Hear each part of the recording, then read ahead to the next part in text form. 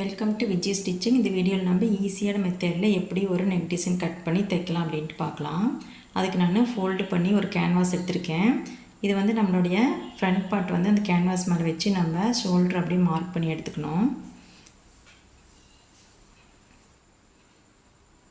Mark பண்ணி எடுத்துகிட்டு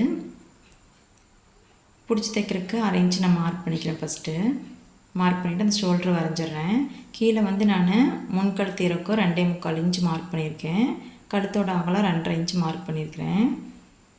mark பண்ணிவிட்டு இதை அப்படியே பாக்ஸ் போட்டுக்கலாம். இப்போ ரவுண்ட் ஷேப் வரைஞ்சிக்கிறேன். இப்போ இந்த நெக்கை சுற்றி நான் வந்து 1.5 இன்ச் அளவில் மார்க் பண்ணிவிட்டு ரவுண்டாக வந்து வரைஞ்சிக்கிறேன். இது எதுக்காக அப்படின்னா நான் வந்து ட்ரையாங்கிள் ஷேப் வந்து போட்டு அதில் தான் வந்து நெக் டிசைன் வந்து பண்ண போகிறேன். அதுக்காக தான் இந்த 1.5 இன்ச் அளவுக்கு நான் மார்க் பண்ணியிருக்கிறேன். இந்த டிஸ்டன்ஸ் வந்து நம்ம எவ்வளோ இன்ச் வேணாலும் நம்ம வச்சு மார்க் பண்ணிக்கலாம். இப்போ நான் இந்த ஃபோல்டிங்லேருந்து 1/2 இன்ச்சு மார்க் பண்ணிக்கிறேன். மார்க் பண்ணிவிட்டு அங்கே 1/2 இன்ச்சிலேருந்து நான் 1 இன்ச்சு மார்க் பண்ணிட்டு வந்துடுறேன். இப்போ இந்த இடத்துக்கு வரும்போது எனக்கு வந்து கம்மியாக வருது இன்ச்சஸ், அதனால் நான் 3/4 இன்ச்சாக மார்க் பண்ணிக்கிறேன். மார்க் பண்ணிவிட்டு இப்போ அந்த 1/2 இன்ச் வரைஞ்ச மார்க் பண்ண இல்லைங்களா, அங்கேருந்து கீழே வந்து ஒரு லைன் போட்டுக்கிறேன். இப்போ அந்த 1 இன்ச் வரைஞ்ச இல்லைங்களா, அதுக்கு இடையில வந்து அப்ராச்மெண்ட்டாக நம்ம வந்து ஒரு மார்க் பண்ணி ட்ரையாங்கிள் ஷேப்பில் வந்து வரைஞ்சிக்கணும். நெக்கு சுற்றி இதே மாதிரி வரைஞ்சிக்கணும். வரைஞ்சிட்டு நம்ம இதை வந்து கட் பண்ணி எடுத்துக்கலாம்.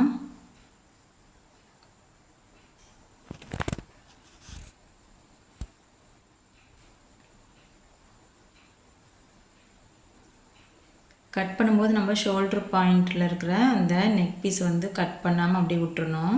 அப்போ தான் அந்த நெக் வந்து விரிஞ்சு போகாமல் கரெக்டாக அதே நம்ம என்ன அளவு கட் பண்ணணுமோ அதே அளவில் அப்படியே இருக்கும்.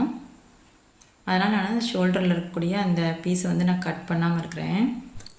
கட் பண்ணி முடிச்சுட்டு லைனிங் கிளாத் எடுத்துக்கணும். லைனிங் கிளாத்தோட சென்டர் பாயிண்ட்டு ஃபஸ்ட்டு மார்க் பண்ணிக்கணும்.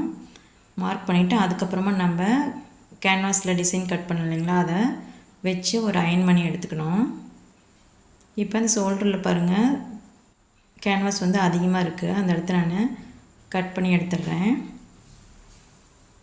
அப்போ தான் நம்மளுக்கு மெயின் கிளாத் வச்சு ஸ்டிச்சிங் பண்ணும்போது நல்லாயிருக்கும், ஃபினிஷிங் நீட்டாக இருக்கும். இப்போ மெயின் கிளாத்தை வந்து நம்ம வச்சு அது மேலே இந்த லைனிங் துணி வச்சுக்கலாம். வச்சு ஃபஸ்ட்டு சென்டர் பாயிண்டில் வந்து நம்ம ஸ்டிச் பண்ணிக்கணும். அப்போ தான் வந்து கிளாத் வந்து நகர்ந்து போகாமல் இருக்கும். இப்போ நம்ம நெக்கை வந்து தைக்க ஆரம்பிச்சிடலாம். நம்ம வந்து தைக்கும்போது அந்த ட்ரையாங்கிள் ஷேப்பை ஒட்டியே வந்து அந்த கேன்வாஸ் ஒட்டியே தையல் போடணும். தையல் போடும்போது கொஞ்சம் பொறுமையாக போட்டோம்னா அந்த ஷேப் வந்து கரெக்டாக அழகாக வரும்.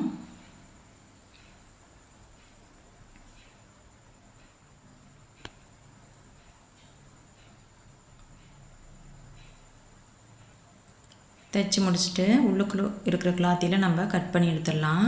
கட் பண்ணி எடுத்துகிட்டு நம்ம சிசர் கட் போட்டு எடுத்துக்கணும். சிசர் கட் போட்டு அதுக்கப்புறம் நம்ம இந்த லைனிங்கையும் மெயின் கிளாத்தையும் வந்து திருப்பி எடுத்துக்கணும். திருப்பி எடுக்கும்போது நம்மளுக்கு அழகான ட்ரையாங்கிள் ஷேப் வந்து கிடைக்கும். இது வந்து நான் ஒரு அயன் பண்ணி எடுத்துகிட்டு கான்ட்ராஸ்ட்டாக ஒரு கிளாத்து கொடுத்து நான் வந்து ஸ்டிச் பண்ணிக்கிறேன். இப்போ இந்த கிளாத் வச்சு தான் நம்ம ட்ரையாங்கிள் ஷேப் வந்து அந்த ஃபுல்லாக வந்து தைக்க போகிறோம். அதுக்கு நான் ஃபஸ்ட்டு வந்து நார்மலாக வந்து ஒரு நெக் வந்து கட் பண்ணி எடுத்துக்கிறேன். இப்போ நம்ம கேன்வாஸில் வந்து கட் பண்ணலைங்களா, அதே அளவு நெக் வந்து கட் பண்ணி எடுத்துக்கிறேன். மேலே வந்து 2.5 இன்ச் ஆகலாம், கீழே 2.25 இன்ச்சு இறக்கத்தில் கட் பண்ணி எடுத்துக்கிறேன். இதுக்கு வந்து நம்ம கேன்வாஸ் கட் பண்ணலைங்களா, அந்த அதையவே வச்சு நான் வந்து ரவுண்ட் ஷேப் வரைஞ்சிக்கிறேன். வரைஞ்சிட்டு அதை நெக்கு சுற்றி ஒரு 2.5 இன்ச் இருக்கிற மாதிரி நான் எக்ஸ்ட்ரா துணி வந்து கட் பண்ணி எடுத்துக்கிறேன். கட் பண்ணி எடுத்துகிட்டு நம்ம இதில் தான் வந்து அந்த ட்ரையாங்கிள் ஷேப் ஹோல்ஸ் இருக்குது இல்லைங்களா, அதெல்லாம் இந்த க்ரீன் கலர் தெரியுற மாதிரி நம்ம வந்து ஸ்டிச் பண்ணணும்.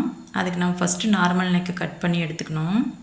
கட் பண்ணி எடுக்கும்போது அந்த ஷோல்டர் பாயிண்ட் இருக்கு இல்லைங்களா, அதை வந்து நம்ம வந்து கட் பண்ணக்கூடாது. கட் பண்ணாமல் அப்படியே வச்சு தைச்சிக்கலாம். நான் வந்து இதுக்கு வந்து கேன்வாஸ் வந்து போடல. இது வந்து 5 to 7 வயசு இருக்கிற குழந்தைங்க வந்து போட்டுக்கக்கூடிய ஃப்ராக்கு. அதிகமாக வந்து கேன்வாஸ் வந்து நான் யூஸ் பண்ணல. முதலே ட்ரையாங்கிள் ஷேப்புக்கு கேன்வாஸ் யூஸ் பண்ணிட்டோம்.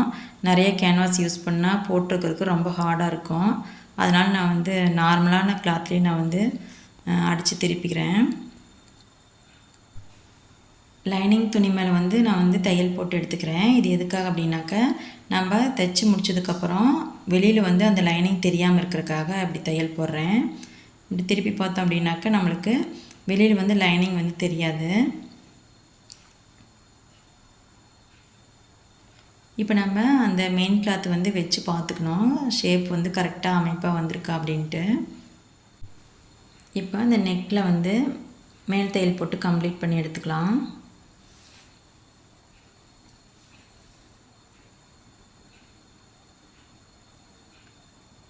கம்ப்ளீட் பண்ணி முடிச்சதுக்கப்புறம் மறுபடியும் ஒரு செக் பண்ணிவிட்டு நம்ம மெயின் கிளாத்தை வந்து லைனிங்கு மெயின் கிளாத் இருக்கு இல்லைங்களா, அதை வந்து கரெக்டாக தைச்சிட்டு எக்ஸஸாக இருக்கிற துணியில் நான் கட் பண்ணி எடுத்துடுறேன்.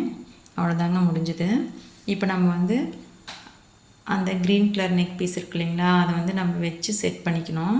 செட் பண்ணுறதுக்கு நம்ம அந்த ட்ரையாங்கிள் ஷேப் இருக்கு இல்லைங்களா, அதுலேருந்து ஒரு 1/2 இன்ச்சு தள்ளி நம்ம மார்க் பண்ணி எடுத்துக்கணும்.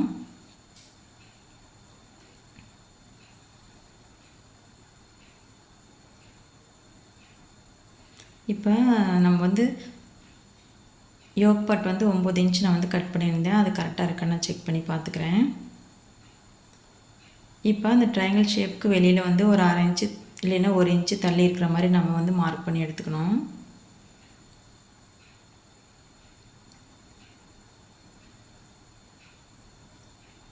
இந்த மாதிரி மார்க் பண்ணி எடுத்துகிட்டு அதுக்கப்புறமா நம்ம கட் பண்ணி எடுத்துடலாம்.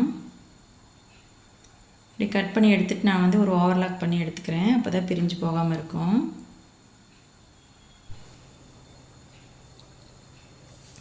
இப்போது நெக்கை வந்து பொறுமையாக தைச்சி எடுத்துக்கணும். அதுக்கு முன்னாடி நம்ம வந்து குண்டூசி கரெக்டாக குத்தி வச்சுக்கணும். குத்தி வச்சுட்டு அதுக்கப்புறமா நம்ம தைக்க ஆரம்பிச்சுக்கலாம். அப்போ தான் அந்த கரெக்டான அந்த ஷேப் வந்து விலகி போகாமல் இருக்கும்.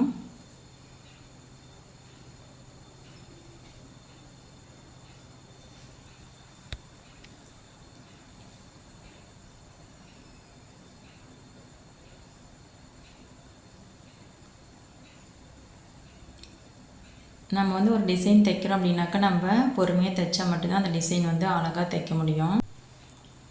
அவ்வளோதாங்க, நம்ம தைச்சி முடிச்சிட்டோம். இப்போ நம்ம ஃப்ரண்ட் பார்ட்டில் டாட் வந்து நம்ம தைச்சி எடுத்துக்கலாம்.